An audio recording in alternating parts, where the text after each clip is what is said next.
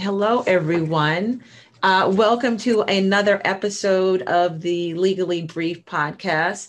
Today, I want to put a disclaimer on this episode that if you have small children or you have anyone who may be triggered by a conversation that discusses sexual abuse, trauma, sexual trauma, or physical abuse, that maybe you should give pause or consideration and maybe ask that individual to leave or think about it before you listen any further.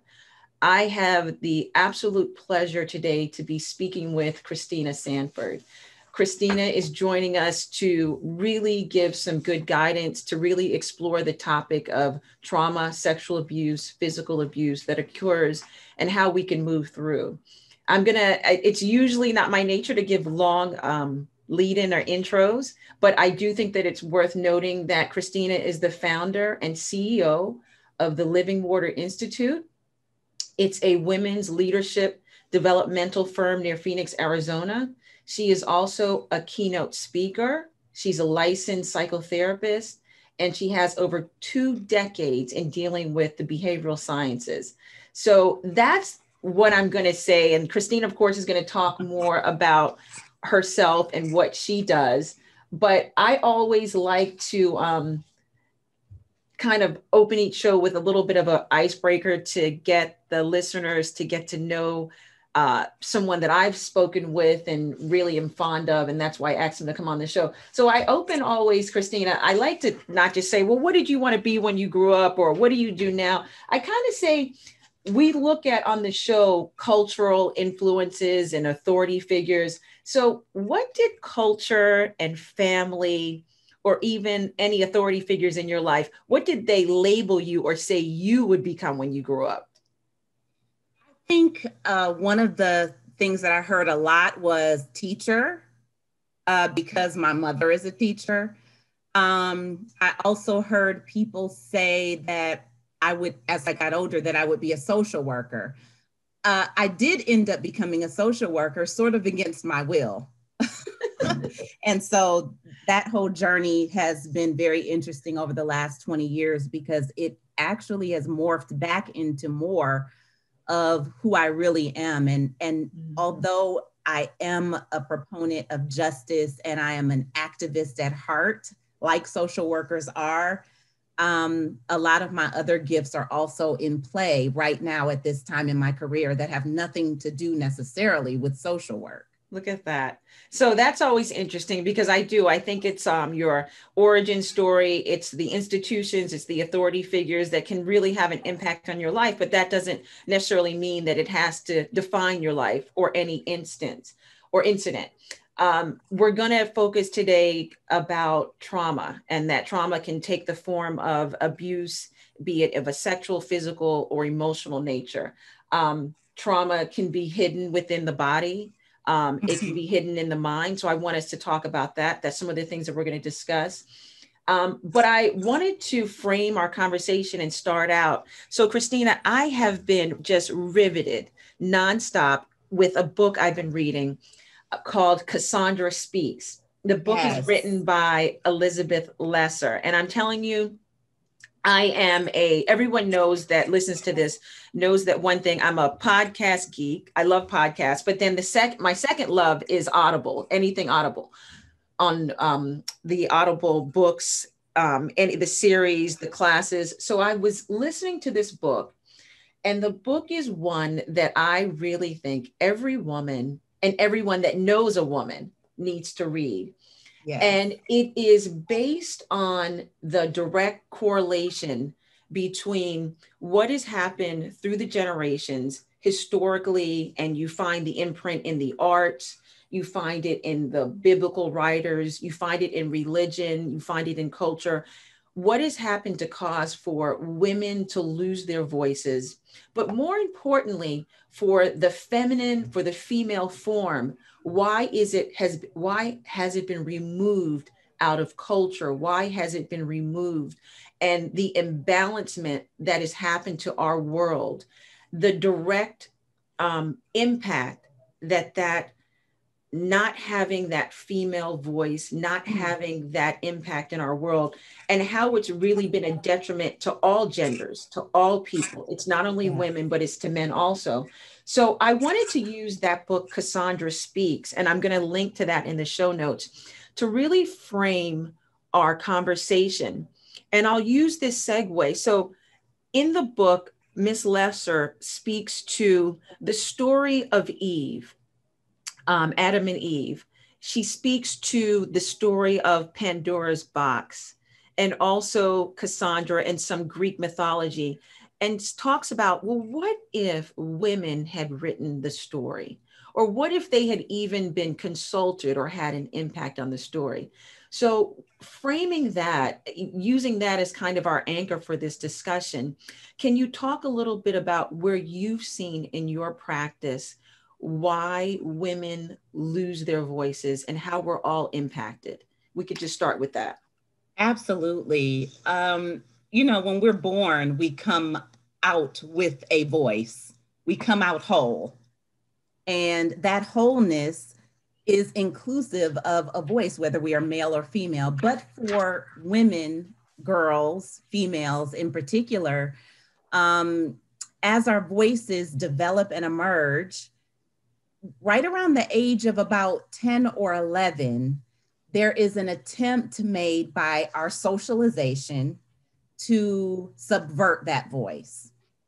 And I can speak to my own experience, but the studies do show that in general, that around that age, girls are beginning to be socialized to provide what a woman should or a wife should provide in relationship to a man. And that cannot include intellectual prowess. It cannot include questioning or challenging the status quo. It has to include us coming alongside a man and making sure that that man's mission is accomplished. Those skills and those ideals they begin to be taught around that age and implemented around that age, because that's the prepubescent age. This is the age when our parents start to see, oh, she's becoming a young woman. Let's make sure we teach her. I mean, she needs to know that she is to assist the man and she is the helpmeet, which is not untrue. However, to say that a girl or a female or a woman is the helpmeet while negating the reality that she also is the head of her own life,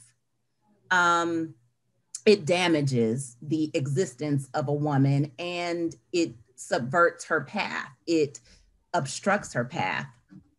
So that word that you use, damages, in the book Cassandra Speaks, the author takes us back to the story of Adam and Eve in the garden. And I hope I'm characterizing this correctly. What she talks about is at that point that we know, and for any listener that's not familiar with the story, it's the creation story. Adam and Eve are in the garden. Eve is out exploring. She comes upon the tree of the knowledge of good and evil. I'm digging back in my biblical studies here. So yes. correct me if am I on point so far? You're on point.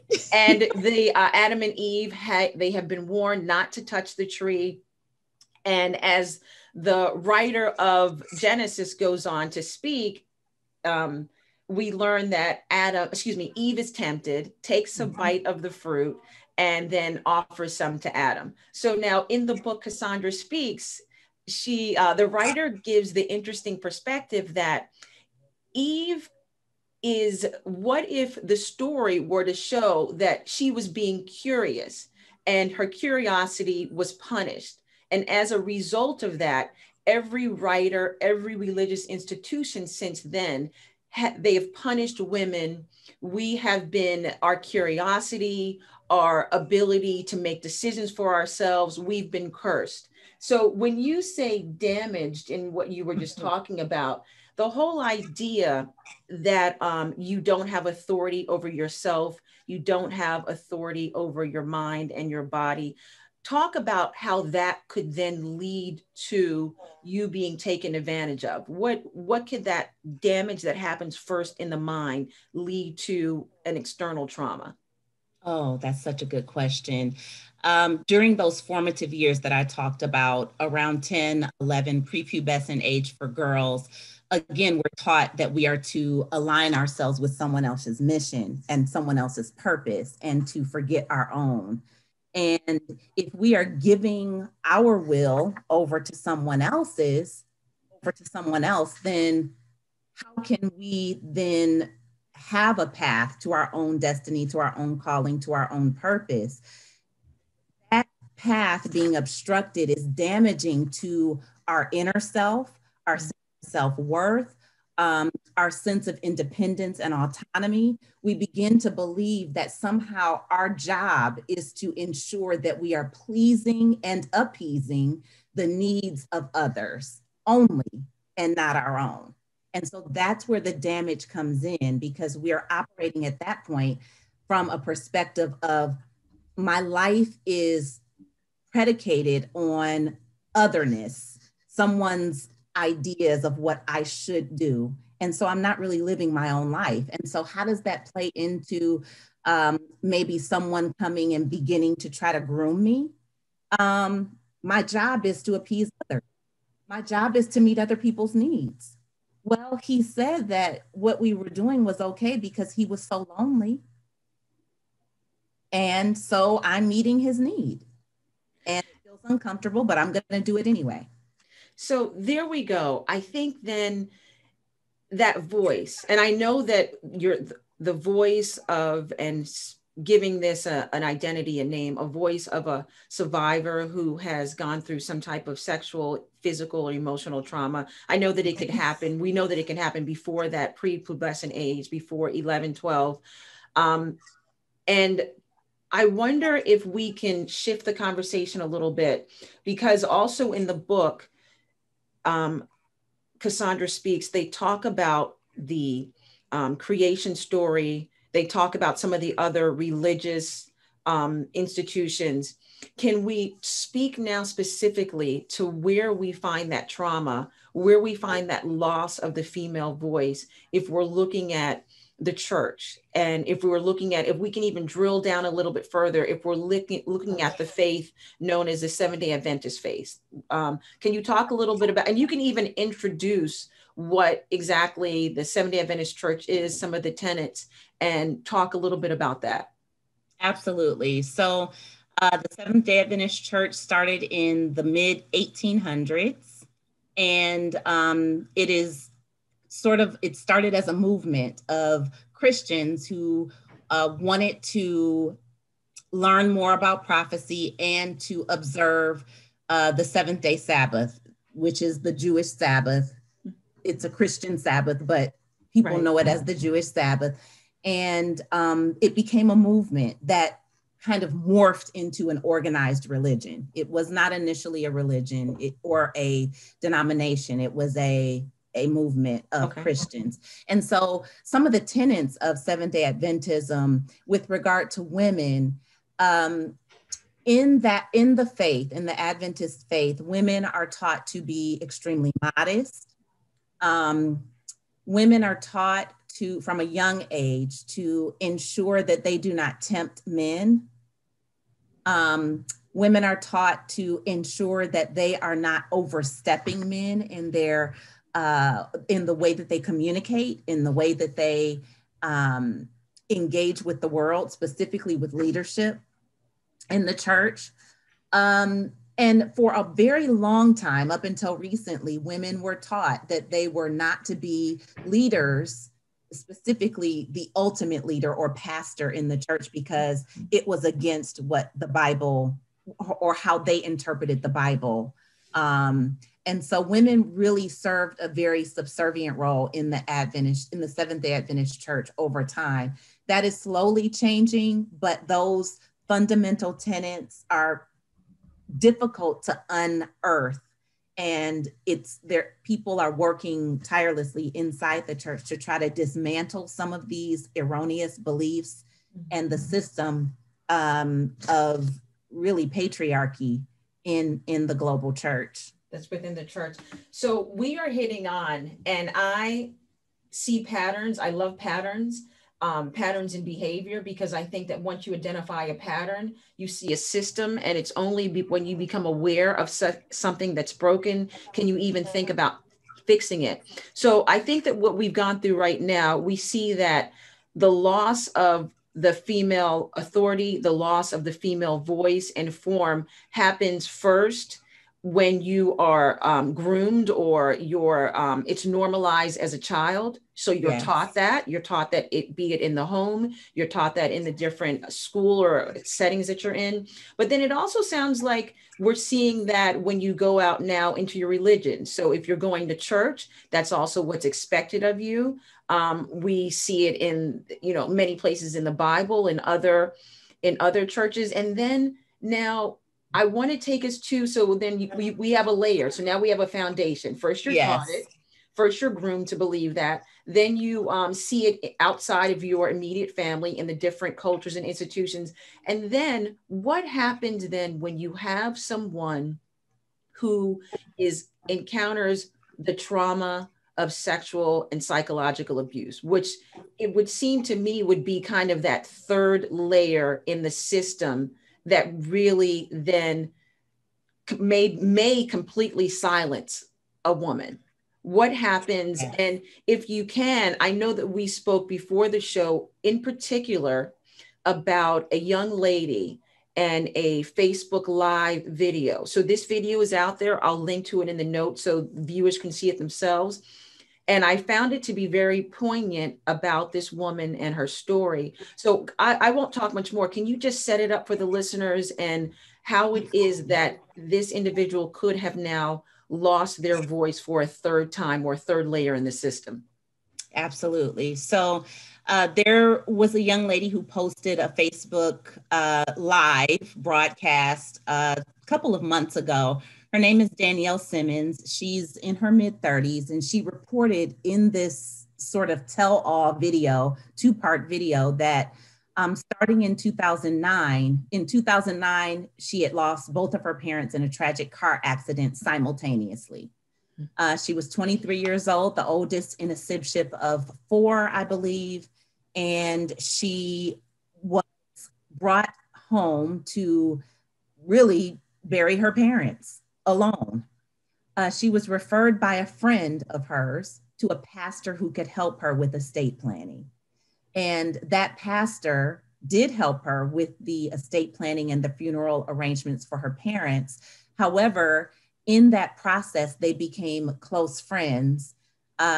He began, during their meetings, this is even after the funeral, he would try to hold her hand or kissing her and saying, "Oh, it's not a big deal." He began to groom her. Okay.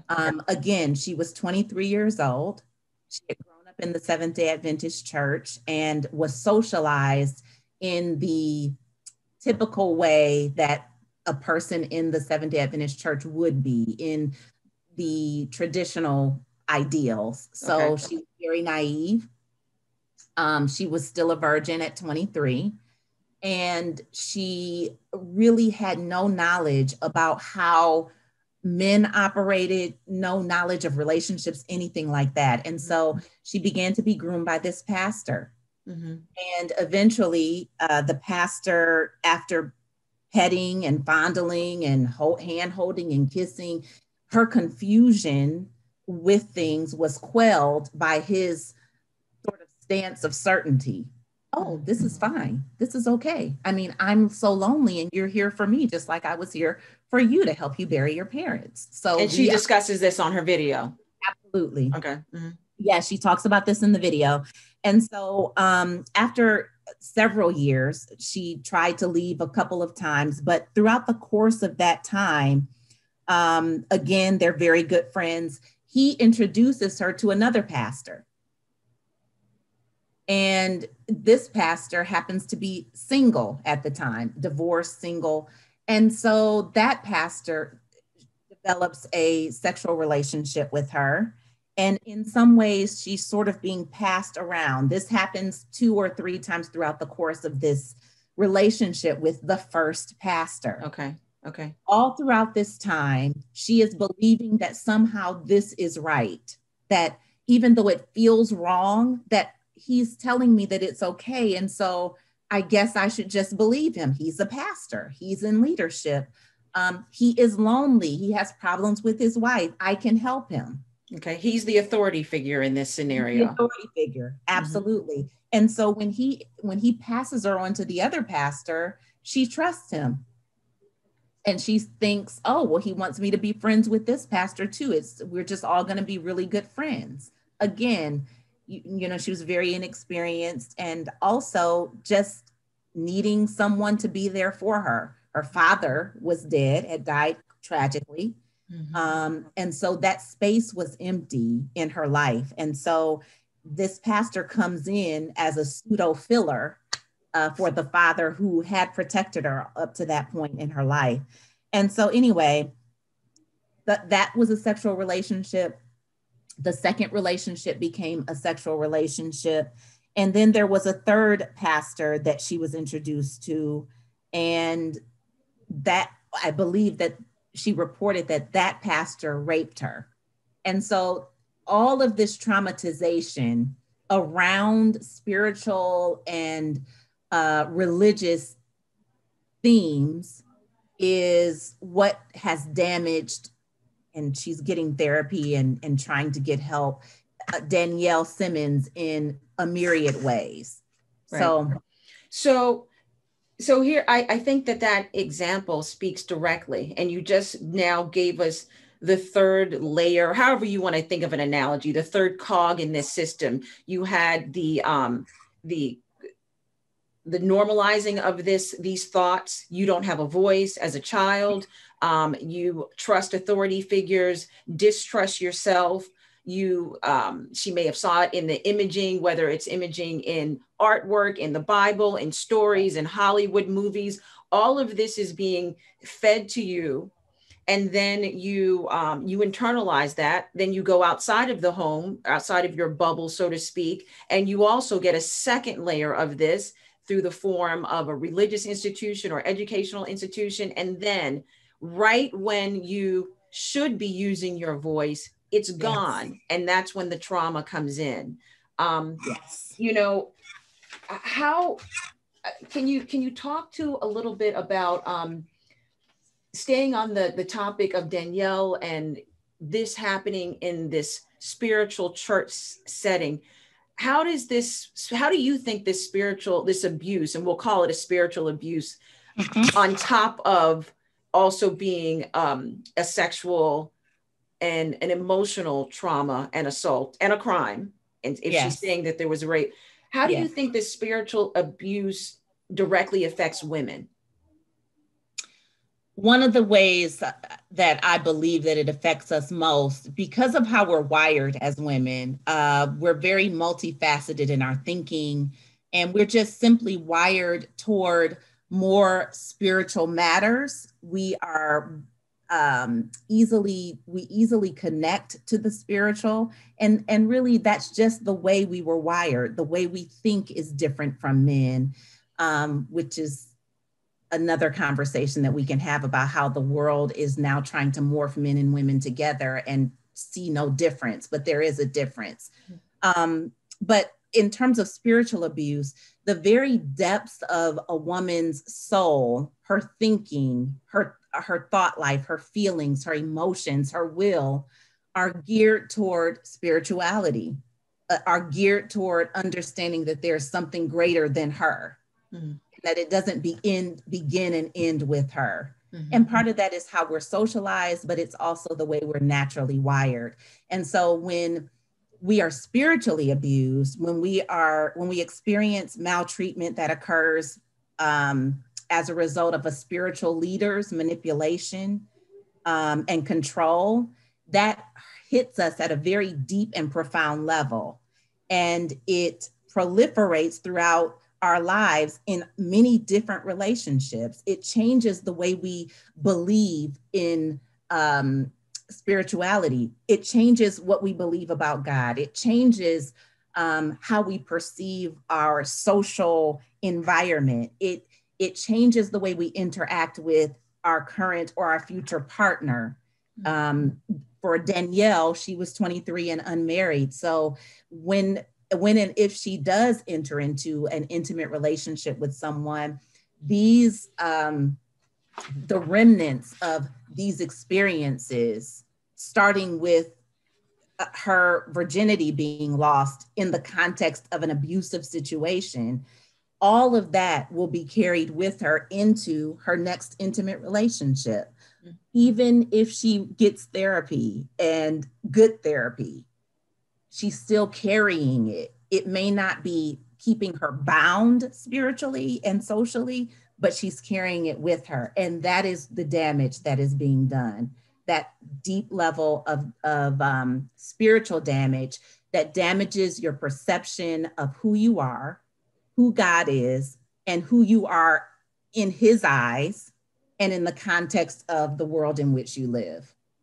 So let's then, we're speaking of this public video, Danielle Simmons, and so we're taking a little bit of liberty, but it is out there for all to see. But if we can now, so we're identifying a problem, and I think that it's useful because sometimes you don't even know what's happening to you. And if you've been led or you've been given ideas that you are to behave a certain way that directly speak against what you feel inside and know to be true, you do become susceptible to abuse, to trauma, and you don't even know that it happened. So yes, how can we help our listeners? How can we help women identify when they're in a situation and something's happening? What are some of the signs that you've seen in your practice that women could raise the flag? Maybe they're not ready to raise their voice. Maybe they're not ready to speak out, but at least they can do some things to protect themselves and say something's going wrong here. What are some of the signs that they should be aware of? When their boundaries are crossed. Okay. So for many of us and for humans in general, we have a natural boundary field that surrounds us. We feel uncomfortable when a person gets so close to us. Everybody's field is different. And depending on your experiences, your field of distance from people could be greater or more enclosed than someone else's. But there is a feeling, an experience, a physical experience that we have when our boundary, our physical boundary is being crossed. And if we begin to make ourselves aware of what's happening in our bodies and become more attuned to our bodies in general, then we can help to stave off boundary violations. It doesn't mean that we will never be victimized. Right. Because I don't want to blame the victim. Oh, if you're victimized, that means you didn't listen to your body. No, but we're talking about ways to prevent and to circumvent what could become an abusive situation. When grooming happens, it starts with small boundary violations. For Danielle, it was the pastor, the first pastor, holding her hand while he visited her. She felt violated and she mentioned it to him. Oh, well, you're holding my hand. What's going on? Oh, it's because I see you as a daughter. You're like a daughter to me, as he caresses her hand. My father doesn't caress my hand like that unless I'm in a hospital bed or something. You know, that's not, we don't do that. Right. And so she felt it. She did speak up. But because of where she was in relationship to this man, he had already helped her. She was beholden to him. She was indebted to him. She went with what he said. And so listening to our bodies and, like you said, Judie, raising the flag, even in our own minds, like, I won't be going over there again, or I won't be going out to dinner with him again. Whether it's that or whether we speak up like Danielle did and said, oh, why are you, this is odd. Why are you holding my hand? And then let me, before you go on to the next point, I just have to interject and say, when you have that awareness, or you start to question, not even awareness, you start to question, hey, this is weird, like Danielle did, what would you recommend that we then do? Should we at that point, and I'm assuming that it would take practice because we're all under the spell of, and I go back again to Cassandra Speaks, we're under the spell. If you're in the female form, that you need to tamper down, be quiet, follow the status quo. What would you recommend though, if you start to get that something's wrong? What should we do? We have to speak up. We have to speak up. In the moment, we have to speak up. And that is, while it's a simple solution, it's not an easy solution because our entire lives are riddled with experiences and instances in which we've been forced to be silent. Mm-hmm. And so the speaking up, the saying, oh, what you're doing is making me feel comfortable. Could you please stop? A perpetrator is going to take that as his cue to back up. He may try again, but he knows that, oh, I might not have her like I thought I did. Dang. Okay. And he'll try to move on to the next one. Okay. But we have to speak up in the moment, and doing that requires practice. Sometimes you have to practice setting these clear boundaries. One of the things with setting boundaries is if that person continues to do what you're asking them not to do, you say to them, the consequence of you continuing to do that is I'm going to call your wife and tell her that you were rubbing on my hand and my shoulders when we met for you to help me with my funeral arrangements for my, I'm going to call her and tell her that. Right. And if she doesn't believe me, guess what? I'm going to call the regional secretary of the church and I'm going to tell them. And I'm going to tell until someone believes me. Okay. And so we have to become emboldened with our knowledge that what we're experiencing is real. Believe yourself first. Believe what your body is telling you first. That's important. And that will give you the power and the unction to speak up against boundary violations from authority figures. Okay. All right. So I was sorry to interject. So then go on. What other signs you were laying? Yeah. Other signs, that person will start treating you in a way that is more special than other people. Oh, well, I'm going to take you to dinner tonight. No one else is getting to go. It's just going to be the two of us. And I just want to talk to you about the church plans. Right. Oh, well, why just me? Because I really value and respect everything that you say. I mean, we should go to this French restaurant. I mean, I'm just going to treat you. Which I can say in a bigger context is a form of isolation, starting to isolate you, starting to set that up. Okay. Mm-hmm. All right.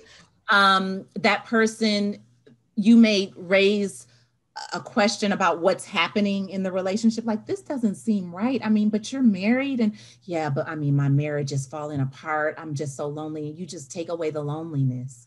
Everything you say to me, it just feeds my spirit. Everything you do, it just is everything to me. I just need you in my life. And that's one of the signs that they point us back to how we are valuable to them, how we are meeting their need. Right. And that's the clincher, because again, we've been socialized to meet other people's needs, and they use that in order to get us to continue on the path that they want us to be on. And Christina, I see that pattern also, not only in the context that we're talking about today within the Seventh-day Adventist Church or within any church. This can happen within any religion. But I see that pattern of making the survivor feel as if they are to blame if they should break it off. It's starting that tool, that very powerful weapon that perpetrators use, which is blame. If you leave, if you go away, if you quit, this will happen to me. So I see that also. What else? What other signs should people be aware of? I would look for, let's see, signs that you're in this abusive relationship and that you're being exploited and that you're being traumatized. I mean, so for example, I think it's very unique in these situations where a religious authority figure, where they may use their position, like any abusive authority figure, use their position to kind of target that guilt, use, Mhm. well, and maybe even twist or contort Bible stories or, Yes, or yes, very religious much so. tenets. And then you're totally confused about that. Yes, this isn't Danielle's story, I don't believe, but in my practice over the last 20 years, I've met with several women who have had spiritual abuse, have experienced spiritual abuse by a pastor. And several of them have said that the pastors use scripture in order to justify the actions that they were taking. If the pastor was forcing the at the time the adolescent girl or young woman to perform sex acts in his pastoral study, then he would, before that would happen, he would open the word of God, open the Bible and say, think of others more highly than yourself. Wow. I am in need right now, and Wow. you need to think of me higher than yourself. You don't feel like doing this, but I need this. Wow. Beware And of that. yes, and so they start placing their needs um, above yours, but also using the Bible to do so, to substantiate their abuse. Wow. That's definitely, that is powerful. And I think that's unique to the religious settings, unique to authority figures in that position. So take us now. So let's work under the set of facts that you realize that this trauma has happened. You realize that you've been violated. No matter how long it takes you to disclose or come to that realization, we are happy and brave that you've done it. Um, the first inclination I know in so many cases that I deal with is that the survivor and their families, the people or the people that support them, they go back to the very institution that that perpetrator was a part of, and they begin to disclose this happened. Because I know that there's the shame that you have, because we've also been normalized to believe that if a sexual act has happened to us, well, maybe we asked for it, maybe we've done something. So there's the shame, so you don't really want to quote unquote make it public. So you want to go stay within, let's just take care of this silently, quietly. I've seen it in my practice where, young ladies and young men, boys and girls, they'll report to the sports athletic body, the national governing body that the perpetrator is also a part of. Now, let's analogize that and let's use that in the religious setting. So you're traumatized by an authority figure in the church. Where do you go? What have you seen people go, and where do you think they should go? Talk to us about that. I have seen people time and time again go to leadership in the church. They go to maybe a trusted elder or a trusted church leader that, say it's the pastor who's doing the abuse. They go to someone other than the pastor, but on the pastoral team. Mm-hmm. Someone who's inside of their sort of esoteric bubble of that particular denomination. That is not where you want to go, but usually that is where people go because they don't know where else to go. Mm-hmm. You have to choose someone who is outside of your bubble, and this is just initially, to share with them what's going on. But even along with that, you must go to law enforcement. This is, let's keep it in the bubble situation. This is, someone has committed a crime and I need to protect myself and other people who are being abused by this same person, likely. Exactly. And so that requires legal intervention. And we can't go to someone inside this organization to help protect us from the organization. Right. It's not intuitive to do that. Right. But we're not being intuitive when we've been traumatized. We're irrational. We feel helpless. We feel desperate. And we just need to tell someone what happened. Right. Right. I've seen that time and time again, be it with you're going to the church, you're going to a national governing body, or if it happened on a university, in a Mhm. school setting, you're going then to someone within the school. And Yes, I counsel individuals, I try to counsel and look, you are doing an incredibly brave thing. This is what you can expect. And you don't expect to get maybe support or handholding from that institution. They may that's begin to right. stun you. You may suffer retaliation. You You will. may suffer. I've seen recently parents who are disclosing on the behalf of their children it within the sports community. They are being threatened with lawsuits of defamation, for speaking out. Yes. Those are all tools of retaliation, all tools of fear, and ways to keep you silent. Do not give up your voice again and the power to go to law enforcement. So I think that's also something that I'd like listeners to take away, to get counseling and to Yes. go outside of these institutions. What Hmm. before we start to wrap up, I wanted you to speak a little bit about that first layer or that first cog in our system where the female form, where women start to lose our voices in the home setting and what we're taught. What are your thoughts on how we parent? We have a lot of listeners who are parents, and we want our girls, we want our boys to be nice, to be liked. But what can we really start to rethink in that parenting narrative about be nice? Because I think that quote unquote be nice may lead a child to deaden that instinct Yes. to just say yes to an authority figure. So now when they go outside of the home, whether it's a coach, whether it's a pastor, whomever it is that's doing something inappropriate, you have that thought, mommy and daddy said, be nice, be quiet, don't push Mhm. out, don't push back. What do you have to say to parents along that line in the way that we parent that narrative? I want to say we need to teach our children the difference between being nice and being kind. Mhm. Nice is a very nondescript term that refers to someone obliging others at any cost. Right. That is not what we need to be teaching our children to do, is be nice.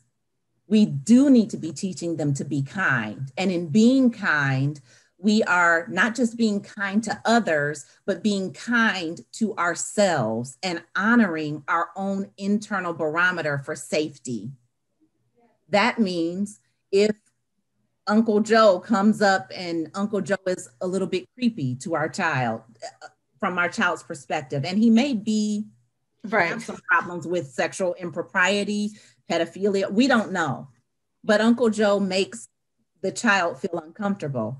It is okay when Uncle Joe comes around that when everyone's hugging and the child doesn't want to hug Uncle Joe, that you say, "Oh, she doesn't have to hug you. It's okay." Or he Right. doesn't, it's fine. He doesn't feel like hugging you right now. Go on and play, Jimmy. So teaching, I think that's Jimmy, powerful. yeah. Powerful. Say it again. So teach our children to do what? Teach our children to be kind. And in being kind, we are being kind to others and being kind to ourselves by honoring our own safety Right. Right. and That's speaking up and saying no when we want and need to say no. right. But that takes us teaching our children to feel.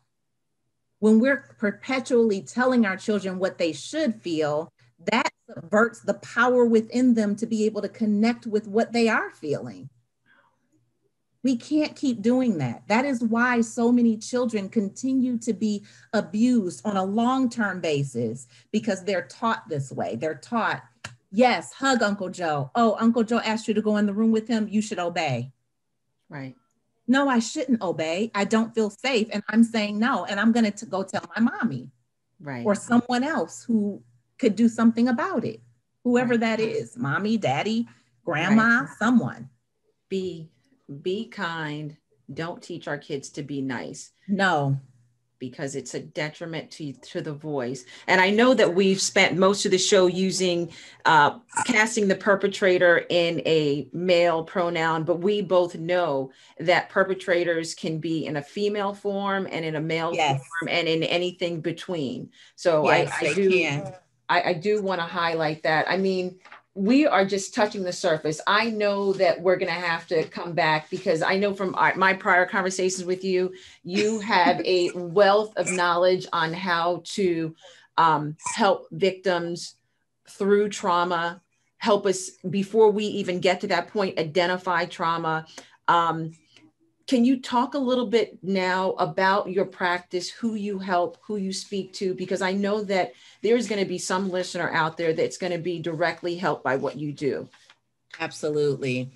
So while I am a licensed psychotherapist, right now I'm not taking any new patients because I'm working on building my speaking, training, and teaching platform. And part of what I teach on my training platform, I teach organizations how to develop trauma-informed churches, schools, and other environments so that things like this, what we're seeing, this pervasive problem with abuse from authority figures, that there's some padding around that. And there is a system set up to help prevent these things from happening. And that's what a trauma-informed environment helps us to do. And so I do teach organizations that I do work with women on a group basis who are in leadership to deal with issues of their past so that they can function more effectively as leaders. Trauma is a big part of that. What we don't realize, I think, is that in many of our work relationships and in our professional relationships, we carry over our family of origin dynamics into the work dynamic. If we were the youngest child in our family, when we come into the work environment, there's something about that dynamic that puts us back in a place where people are caring for us. Right. And so I teach women how to deal with that, how to resolve the issues of their past so that they can become more effective, more powerful leaders in their professional lives. And do some of your clientele, because I know that there are women out here that have suffered sexual trauma. So do some of the women that you speak to, do you work directly with women who are moving through and trying to understand sexual trauma, psychological trauma? Absolutely. Yes, right. Absolutely. Okay. Also, I have a weekly live stream on Instagram right now called Destiny Talk.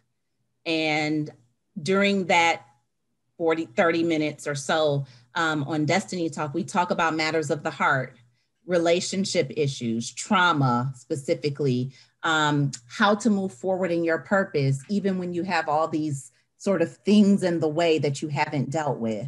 And so that comes on Sunday nights on Instagram. Awesome. I air that broadcast comes on weekly. And then I'm also writing my first book. Awesome. And that also addresses trauma in some ways. It's kind of a comprehensive guide for women to help them to operate more effectively in their purpose and in their calling. And I also speak to many different sorts of audiences across the nation and around the world about issues related to trauma, issues related to leadership, spirituality, and self-care. Well, this is, so Christina Speaks, huh? That is going to be the title of the book, just like Cassandra Speaks. Because, I mean, I know that this world and the vision that I have for my practice, the vision that I have, that I would like to think I move in the world, is to invoke more balance. I think that the female form, the removal of it, the suppression of it, the distrust of it, characterizing, women as being, chatty or petty or whatever mischaracterizations we throw on the female form is harming us all. It's harming men and women.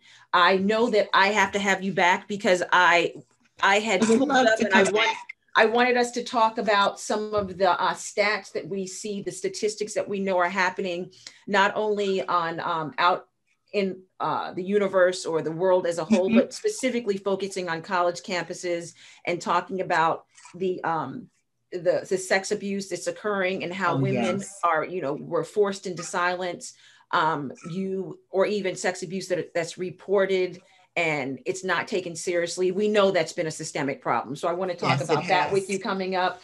And when you were talking about just a moment ago, the trauma informed your work that you're doing, trauma informed institutions, it reminded me of something that I heard you say, and I'm going to try to quote it, but I want you to clean it up.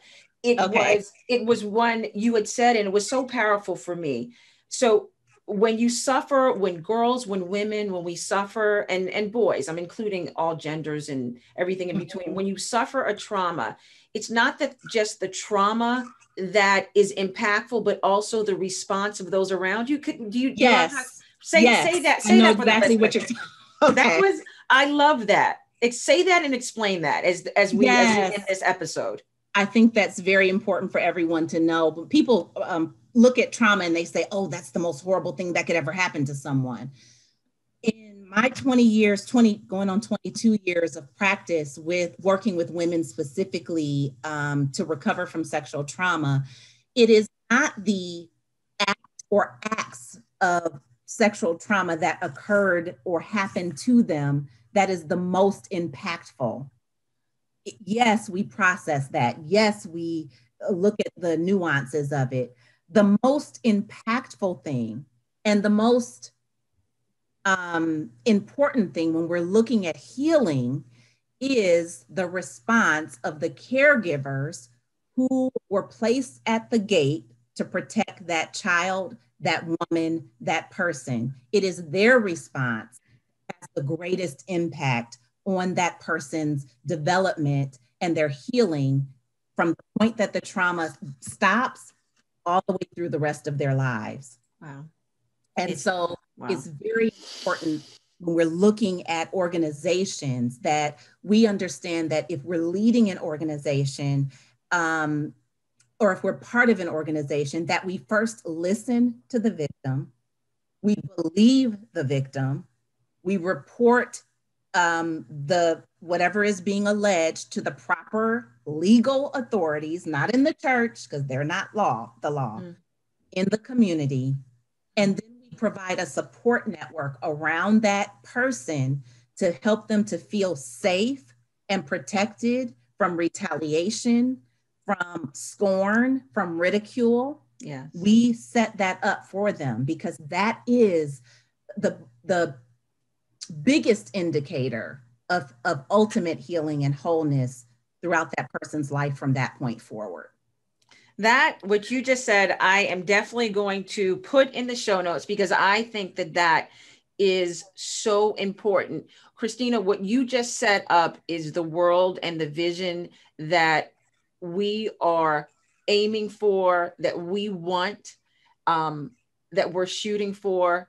When women have their voice, that's how, because we're never going to get rid of trauma. We're never going to get rid of sex abuse, but that's how the system should work versus, and I'll just really quick, what I see, you have the trauma, the individual does not disclose because they know that it's going to be a horrible thing. If they do, they deal with shame.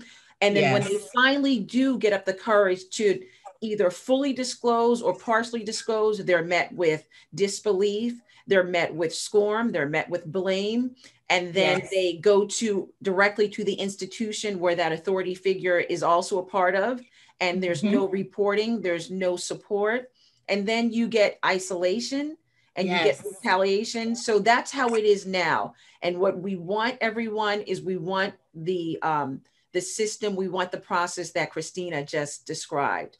So just end this off by telling really quick where we can find you, where we can connect, where organizations can sign up for your trainings.